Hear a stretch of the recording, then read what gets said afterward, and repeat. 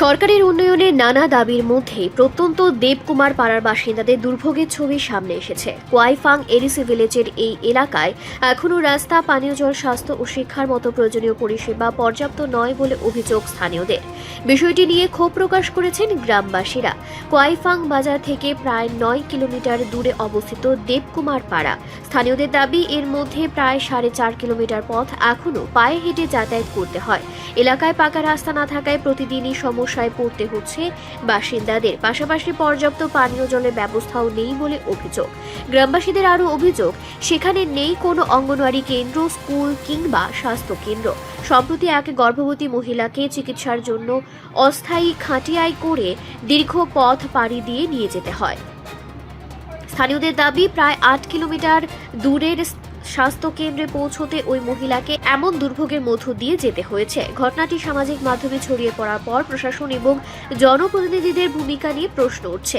এক স্থানীয় যুবক সাংবাদিকদের জানান, দীর্ঘদিন ধরে রাস্তা, স্বাস্থ্য ও শিক্ষার মতো মৌলিক পরিষেবার দাবি জানিয়ে আসছেন তারা, কিন্তু এখনও স্থায়ী সমাধান হয়নি। দ্রুত পাকা রাস্তা নির্মাণ, পানীয় জলের ব্যবস্থা, স্বাস্থ্য পরিষেবা চালু এবং স্কুল ও অঙ্গনওয়াড়ি কেন্দ্র স্থাপনের দাবি জানিয়েছেন দেবকুমার পাড়ার বাসিন্দারা। আমরা মহিনাবাদ 2 নম্বর ওয়ার্ডের কয়লাবাড়ি ওয়ার্ড থেকে।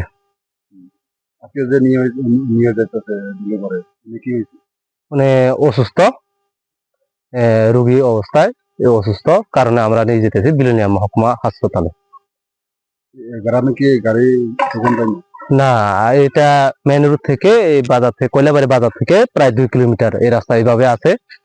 এভাবে গাড়ি ঘোড়া যায় না, সরা টিলা, যার কারণে আমরা গাড়ি ঘোড়া আসতে হয়, যার কারণে দুলে করে নিয়ে যাওয়া হয়। কত বছর ধরে এই অবস্থা আছে?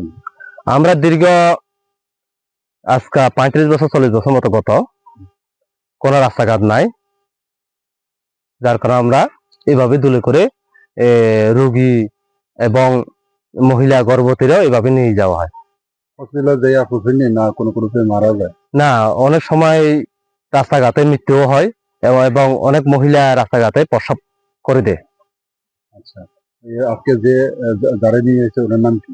ওনার নাম হইল কৃষ্ণদাস ত্রিপুরা, পিতা মৃত নাসরিন ত্রিপুরা। বয়স কত হইব? 58 বছর। কোন হসপিটাল নিব? বিলোনিয়া মহকুমা হসপিটালে। আমরা যে এই গ্রামে যে এখন দুর্দশা, অনেক ভালো রাস্তাঘাট নেই, কারণে জানাছিল না প্রশাসনের থেকে জানানোর পরে আমরা রাস্তার মিডিয়াম কাজ দেওয়া হয়েছিল। আমরা এখানে 4টা কালবার, 3টা কালবার এবং রাস্তার অলরেডি বাজেট হয়ে গেছিল। দপ্তর, প্রশাসনিক দপ্তর গাফলেতের কারণে আমরা আজকে এই দুর্গতি, আজকে 2 বছর হয়ে গেছে এই রাস্তা বাজেট কিন্তু আজও করা হয়নি। বারবার যাই অফিসে, বিডিওর কাছে যাই বা সরকারি রুলিং সরকারের কাছে আবদার করলে ওরা বলে, তোমরা তো বাজেট হয়ে গেছে, আজকে 2 বছর তো কাজ আজকে হবে কালকে হবে, এভাবে আমাদের সবসময় ধোঁকা বাজবে। এই গ্রাম থেকে মেন রোড যে মোতাই কত কিলোমিটার? আমাদের গ্রাম থেকে কয়লাবাড়ি বাজার 2 কিলোমিটার, মোতাই হলে 5 কিলোমিটার হবে। হ্যাঁ। কত পরিবার আছে আপনার গ্রামে? আমরা এই রাস্তা বরাবর আছে 70 পরিবার।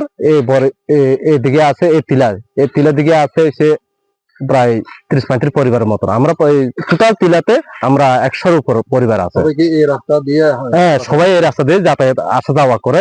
অনেক সময় শুধু রুগী না, অনেক সময় বর্ষাকালের যেমন আমাদের বেশিরভাগ তো টিলা জমি নাই, চাষা জমি নাই, যার কারণে বাজারে যায় চাল আনো লাগে, চাল ডাল আনো লাগে, শন বাদ বেশি বিক্রি করতে, সব আমার কান্দের উপর নির্ভর। এবং ছোট ছোট শিশুরা আমাদের গ্রামের অঙ্গনওয়াড়ি স্কুলে যেতে পারে না সময় মতন, এবং যারা একটু বয়স্করা যেমন উচ্চ বুনিয়াদী বিদ্যালয়ে পড়ে, যেমন হাই স্কুলে যারা পড়ে, তারা সবাই এই বর্ষাকালে খুবই দুর্দশা হয়। এই অবস্থা নিয়ে আপনি কি চাইছেন বা কি বলবেন?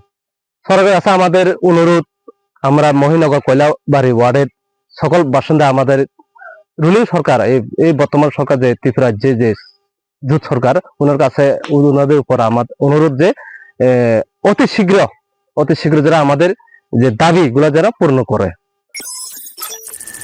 রিপোর্ট সংবাদ প্রতীক্ষা।